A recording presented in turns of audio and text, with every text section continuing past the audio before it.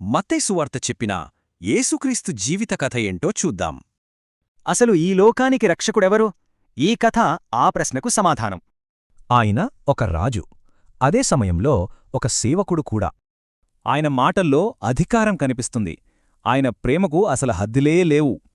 ఈ కథ మొదలయ్యేది ఒక ప్రవచనంతో, దావీదు వంశం నుంచి ఒక రక్షకుడు వస్తాడని. పరిశుద్ధాత్మ ద్వారా గర్భం, బేత్లెహేంలో జననం, జ్ఞానులు ఆరాధిస్తే రాజు హేరోదు భయపడ్డాడు. ఎన్ని అడ్డంకులొచ్చినా దేవుని ప్రణాళికను ఎవ్వరూ ఆపలేకపోయారు.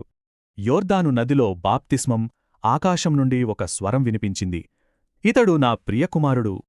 ఆ తర్వాత అరణ్యంలో దేవుని వాక్యంతోనే సాతాను శోధనలని జయించాడు.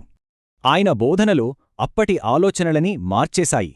దీనులు ధన్యులు అన్నారు. ఇంకా మీ శత్రువులను ప్రేమించండి అంటూ పాత పద్ధతులను సవాలు చేశారు. ఇదే దేవుని రాజ్య సందేశం. ఇది మనుషుల హృదయాలను మార్చేసింది.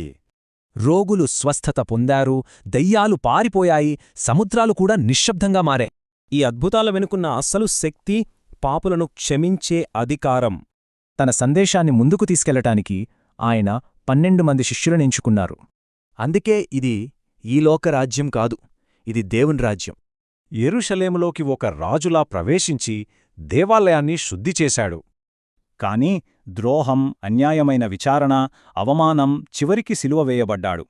అంత బాధలో కూడా తండ్రి, వీరిని క్షమించు అని ప్రార్థించాడు. అయితే 3వ రోజు ఒక అద్భుతం జరిగింది. సమాధి ఖాళీగా ఉంది. అవును, మరణం ఓడిపోయింది. యేసు తిరిగి బ్రతికాడు.